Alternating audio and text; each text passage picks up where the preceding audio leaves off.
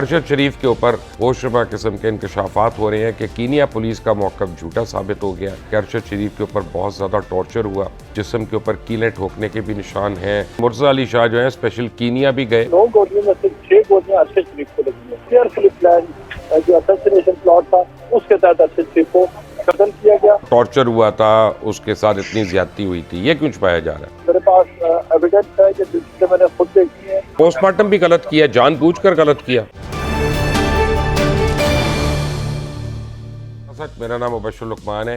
अरशद शरीफ के ऊपर बड़ी ही होशरुबा किस्म के इंकशाफात हो रहे हैं कि कीनिया पुलिस का मौक़िफ़ झूठा साबित हो गया। कीनिया पुलिस ने जो नहीं बताया वो ये है कि अरशद शरीफ के ऊपर बहुत ज़्यादा टॉर्चर हुआ। उनके यानी जिस्म के ऊपर कीलें ठोकने के भी निशान हैं मुबैना तौर पे। उनके नाखून भी खींचे गए, उंगलियां भी टूटी हुई हैं, कुछ पसलियां भी टूटी हुई हैं और बड़ी क्लोज रेंज से उनके ऊपर फायरिंग की गई।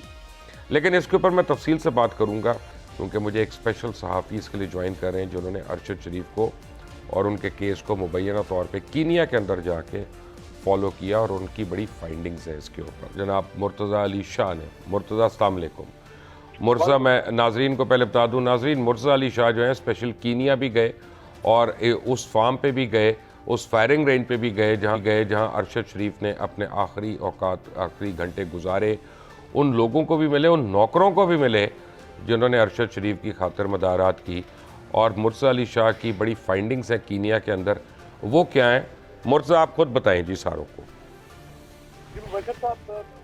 अरशद शरीफ आपके हम सबके दोस्त हैं और बहुत ही पाकिस्तानी मीडिया इंडस्ट्री और पाकिस्तानी सोसाइटी के लिए एक बहुत बड़ा एक सदमा है कि उनको किस तरह से एक इतने दूर वहाँ पर जो एक भाग कर वो गए, उनको ख्याल था कि उनको थ्रेट है, उन्होंने इस बारे में कहा भी था और उनको मार दिया गया वहाँ पे। इनिशियली आपको पता है कि वर्जन सामने आया था कि रोड एक्सीडेंट हुआ, मुझे कि रोड एक्सीडेंट में वो अपनी जान खो बैठे, लेकिन ऐसा नहीं है, रोड एक्सीडेंट नहीं था। अब वो सिर्फ ये वर्जन आया कि मिस्टेकन आइडेंटिटी थी, मिस्टेकन आइडेंटिटी भी नहीं थी। जो एविडेंस हमने देखा है, जो हम लोगों से मिले हैं, जो हमने आज फुटेज बनाया, जो जियो न्यूज ने आज रिलीज किया उस वीडियो का, 9 गोलियां लगी हैं उस गाड़ी पे। उन 9 गोलियों में से 6 गोलियां अरशद शरीफ को लगी हैं और वहाँ पे जो मेडिकल रिपोर्ट मैंने हासिल की, वो सारा हमने एविडेंस देखा, जो सर्कमस्टेंशियल एविडेंस देखा, वो क्लियरली जाहिर करता है कि अरशद शरीफ को एक बहुत प्लान और एक केयरफुली प्लान जो असैसिनेशन प्लॉट था उसके तहत अरशद शरीफ को कत्ल किया गया। और केनियन पुलिस ने जहाँ पे मुख्तलिफ वर्जन दिए, तकरीबन 3 वर्जन, वो सारे के सारे वो झूठे साबित हुए। और एक उनका जो बुनियादी एक उन्होंने बात कही थी कि और कल न्यूज में ये स्टोरी आ रही है, केनियन पुलिस ने ये कहा था कि हमने एक बंदा था डगलस, जिसने ये कहा कि मेरी गाड़ी चोरी हो गई है, मेरा बेटा गाड़ी लेके भाग गया है और उस गाड़ी को ट्रेस किया जाए। उसने आज हमें इंटरव्यू दिया और उसने कहा है कि मेरी गाड़ी के अंदर ट्रैकर लगा था और अरशद शरीफ के ऊपर पुलिस ने 23 तारीख की रात को 10 बजे गोलियां बरसाई। डगलस ये कह रहा है कि उस रात 9:30 बजे से पहले मेरी गाड़ी ट्रेस हो चुकी थी, और मैंने पुलिस को बता दिया था। Everything was done and dusted, इससे इशू कोई नहीं रहा था। और फिर गाड़ी का उसने कहा था कि वो लेफ्ट की साइड से आ रही होगी, उसको देखा जाएगा। अरशद शरीफ नॉर्थ की तरफ से आ रहे थे, उसकी गाड़ी थी जो रिमूवल वैन है, अरशद शरीफ की गाड़ी थी टोयोटा लैंड क्रूजर, जो खुरम अहमद ड्राइव कर रहे थे। जमीन आसमान का फर्क था और पुलिस ने एक अगवा की एक रिपोर्ट पे, क्योंकि बाप कह रहा है कि मेरा बेटा मुझसे नाराज है। मतलब बंदा तो सबर नहीं कर सकता कि दुनिया की कोई पुलिस को इस तरह के एक फैमिली डिस्प्यूट के ऊपर 9 गोलियां बरसाएगी और व्हील के ऊपर और गाड़ी के ऊपर। और वहाँ पे एक जो अरशद शरीफ है, उनको वहाँ से आके उनके सर में भी गोली मारी और पीछे से जो गोली मारी वो उनको पीछे से होते हुई आगे से निकली। सर, उनके जो सर में 12/3 का डैमेज हुआ, जो होल बना, और उनका जो चेस्ट है, चेस्ट में उनकी गोली मारी, जिसकी वजह से उनका जो लंग्स है उनका इमीडिएट उसका रप्चर हुआ। ये वो हालात है जिनमें अरशद शरीफ का वहाँ पे मुबश्शिर साहब कत्ल हुआ है केनिया। अच्छा, मुझे ये बताइएगा कि ये क्यों छुपाया जा रहा है कि उसको टॉर्चर हुआ था, उसके साथ इतनी ज्यादती हुई थी, ये क्यों छुपाया जा रहा है? देखिए, मुझे इस बारे में मैं अभी तक सिर्फ बहुत चीज़ें रिपोर्ट कर रहा हूँ जिनके बारे में मेरे पास एविडेंस है, कि जिससे मैंने खुद देखी है। मैं सिर्फ इसके जो टॉर्चर के हवाले से अभी तक मेरे नॉलेज में ये चीज़ नहीं आई है, क्योंकि ये अभी देखिए बहुत सारी चीज़ें तो इसमें नई चीज़ें अब सामने आ रही हैं। तो जो बहुत बड़े एस्पेक्ट हैं जो अगले। अच्छा मुर्तज़ा, आप यहाँ पे रुक जाएं, आप ज़रा मुश्किल सवाल के लिए तैयार हो जाएं थोड़ा सा। आपसे मेरी दोस्ती अपनी जगह, लेकिन मेरा सवाल करना मेरा फ़र्ज़ है आपसे। जी। जिस दिन अरशद शरीफ का कत्ल हुआ, मैंने रात को 3:30 बजे तकरीबन मुझे जब पता चला तो मैंने आपको फ़ोन किया लंदन में। जी, आपने किया था। और आपने मुझे कहा कि इत्तला ये है, अभी कंफर्म नहीं है, कि गालिबन कोई फायरिंग हुई है और उसमें उनकी डेथ हो गई है और अभी ये नहीं पता किसने फायरिंग की है। यहाँ पे रुक जाइएगा, यही कहा था आपने। जी बिल्कुल। उसके फ़ौरन बाद मैंने पहले अम्माद यूसुफ को फ़ोन किया ARY में, और उनको मैंने पूछा तो उन्होंने मुझे कहा एक ट्रैफिक एक्सीडेंट है, रोड एक्सीडेंट में, जिसकी उस तरह डेथ हो गई है और ये कंफर्म हो गया।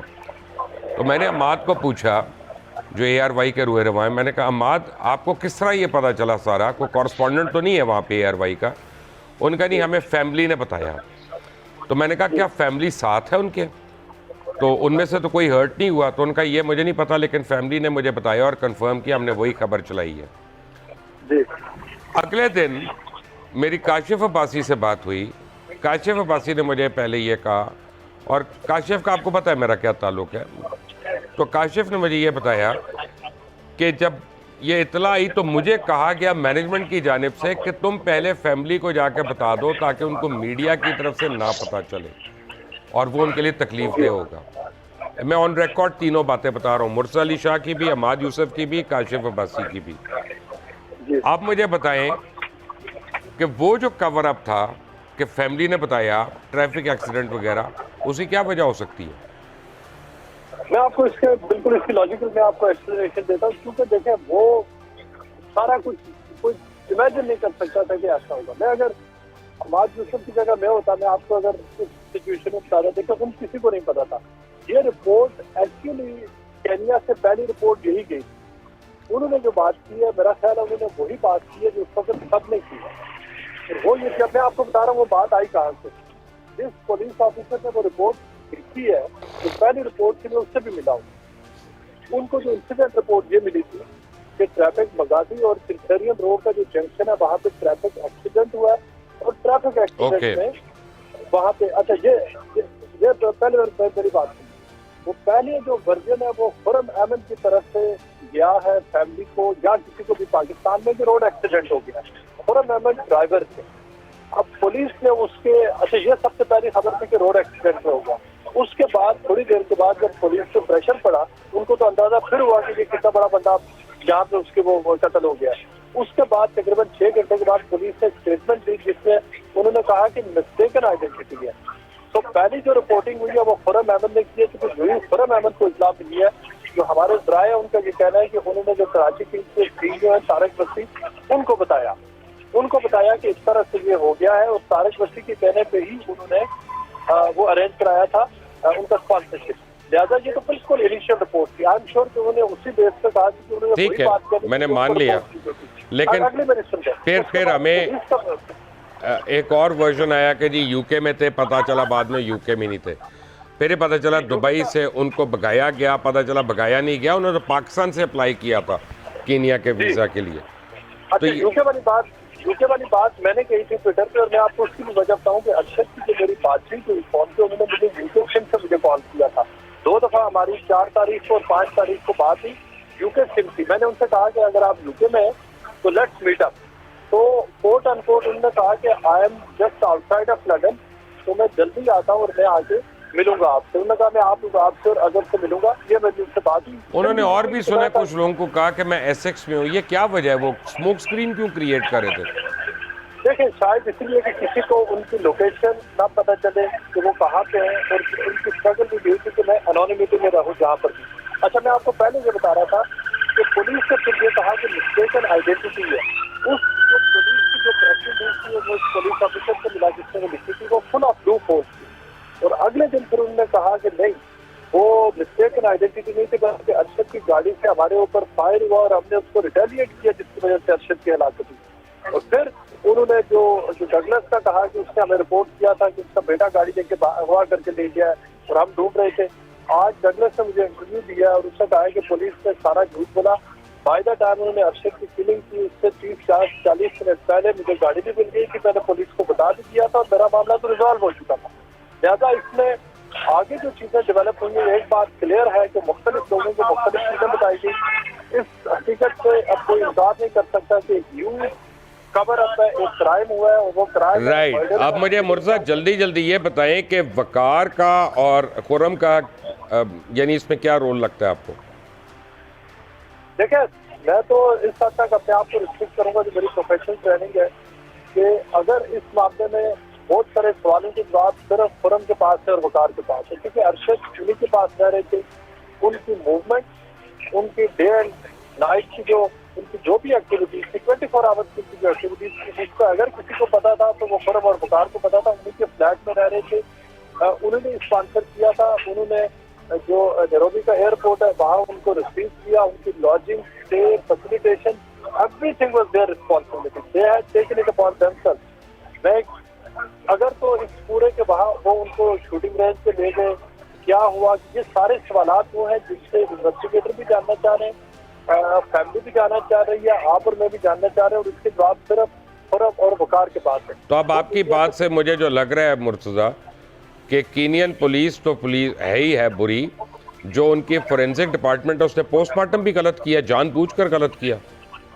देखिए, पोस्टमार्टम उनसे मैंने जब मैं केन्या में पहुंचा था उसके अगले दिन यानी थर्सडे को हमने पोस्टमार्टम की हमने रिपोर्ट सुनाई थी, मैंने आके यहाँ से मैंने मौलवी को दिया था।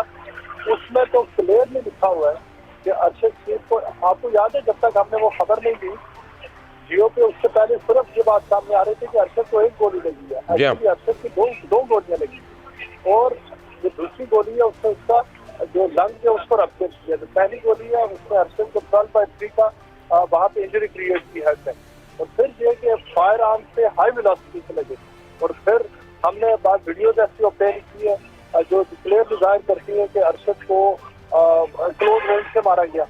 और ये अब सारी चीजें जो बशर्ता ये इन्वेस्टिगेशन पे अगर इम्पार्शियल इन्वेस्टिगेशन होगी तो, और ये खुर्रम और जो बाकी जितने भी लोग हैं जो पूरे वाले बातों से जिनके बारे में सवाल पूछे जा रहे हैं वो जवाब देंगे, वो इन्वेस्टिगेशन से कोऑपरेट करेंगे तो तभी इस मसले का कोई हल होगा। खुर्रम की फैमिली कराची से कहाँ भाग गई है, इसके मतलब कुछ पता है आपको? यहाँ का तो मुझे नहीं पता, लेकिन वहाँ पे नैरोबी में जहाँ पे वो रह रहे हैं, मैं वहाँ पे गया, वहाँ जगह को मैंने फुटेज बनाया जहाँ पे अरशद शरीफ से, वहाँ जो लोग थे साहब उनसे मेरी बात हुई, खुर्रम से और उनके भाई से मेरा व्हाट्सएप पे रब्ता भी रहा, मैंने उनसे सवाल पूछे, लेकिन उन्होंने आज तक कोई जवाब नहीं दिया। उनके वकील ने मुझे एक स्टेटमेंट दी जिसमें उन्होंने कहा कि बहुत of them are cooperating with the police, और वो कोई ऐसी स्टेटमेंट देना नहीं चाहते कि जिसकी वजह से इन्वेस्टिगेशन खराब हो, लेकिन उन्होंने ये बात स्ट्रेस की है कि वो इन्वेस्टिगेशन के साथ खुली कोऑपरेट कर रहे हैं। जी Murtaza Ali Shah, thank you very much for being with us.